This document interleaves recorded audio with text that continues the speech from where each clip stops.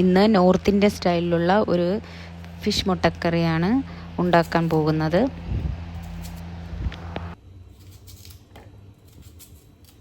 ഇതിലേക്ക് ഇഞ്ചി, വെളുത്തുള്ളി, സവാള ഇവ നല്ലതുപോലെ പേസ്റ്റ് രൂപത്തിലാക്കിയെടുക്കുക.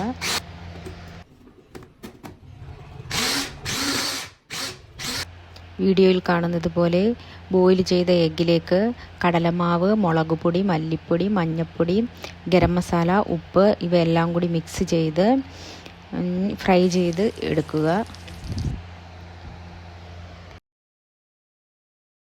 പിന്നീട് ചൂടായ കടായിലേക്ക് എണ്ണ ഒഴിച്ച് അതിൽ നമ്മൾ പേസ്റ്റ് ചെയ്ത് വെച്ചിരുന്ന സവാള മിക്സ് ചേർത്ത് നല്ലതുപോലെ വഴറ്റുക. അതിനുശേഷം അതിലേക്ക് മഞ്ഞൾപ്പൊടി, മുളക് പൊടി, മല്ലിപ്പൊടി ഇവ മിക്സ് ചെയ്ത് നല്ലതുപോലെ വഴറ്റി എണ്ണ തെളിയുന്നത് വരെ അടച്ചു വെച്ച് വഴറ്റിയെടുക്കുക. ഇതിലേക്ക് കടുക് അരച്ച് 1 സ്പൂൺ കടുക് നല്ലതുപോലെ പേസ്റ്റ് രൂപത്തിൽ അരച്ചെടുത്ത മിക്സ് കൂടി ചേർക്കണം.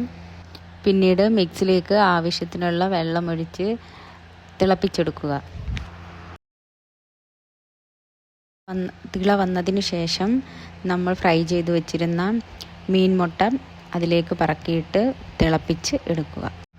ഒന്ന് കുറുക്കി വന്നതിന് ശേഷം അതിലേക്ക് കുറച്ച് ഗരം മസാലയും മല്ലിയിലയും ഇട്ട് വാങ്ങി വെക്കുക.